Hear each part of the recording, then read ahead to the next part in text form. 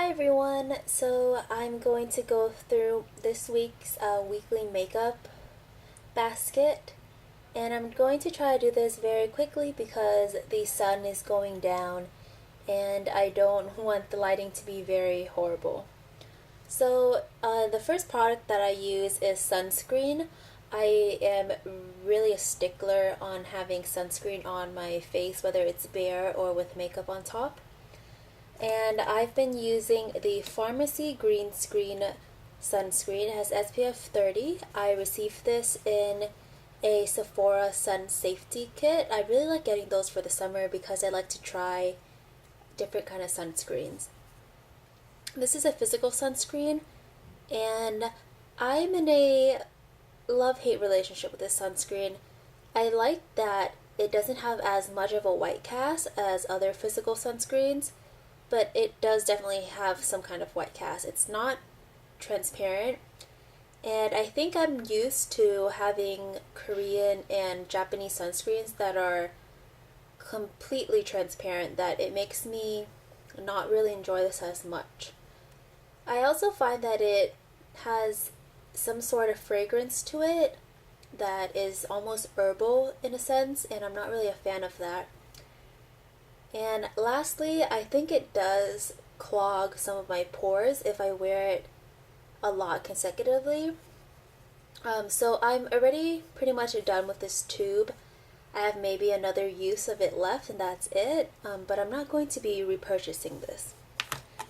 Next, what I will use on my face is just concealer. It's been really hot these days, so I don't like to use any kind of foundation all over my face just because I feel that it's too sticky and tacky. So I will just spot conceal areas that have any problem spots or if there's redness to conceal. And I removed the sponge applicator that this product usually comes with because it was just gross to me and it didn't seem super hygienic. This is in the shade medium. I find that it works well for me, especially in the summertime when I do tan. Afterwards, I will cream highlight. I really have been enjoying this cream highlight. This is the Milani Contour and Highlight Cream and Liquid Duo. This is in the shade 03 Natural Medium. And this is a really beautiful, almost peach gold cream or liquid highlight, and it reminds me a lot of the Charlotte Tilbury Flawless filters.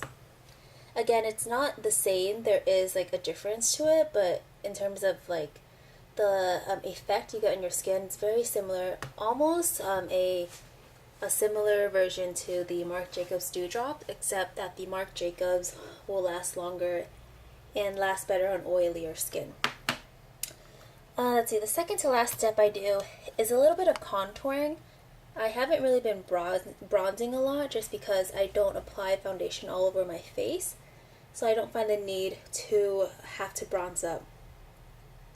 But I do like to carve out the cheekbones a little, so I will use this Aritaum. It's a Korean brand, Magic Contouring Powder.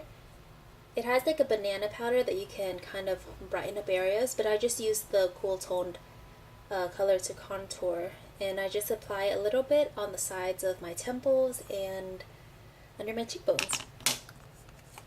And I have been challenging myself to use more colorful eyeshadow, so I decided to go with the Huda Beauty Electric Obsessions. So I do have an entirely separate video going through all 6 of her Obsessions palettes. I will link that in the cards for you guys as well as down below so that you can see. And if you watched that, you know that I definitely prefer the electric palette over her other colorful one, Gemstone Obsessions. I think the quality is just really good, in my opinion.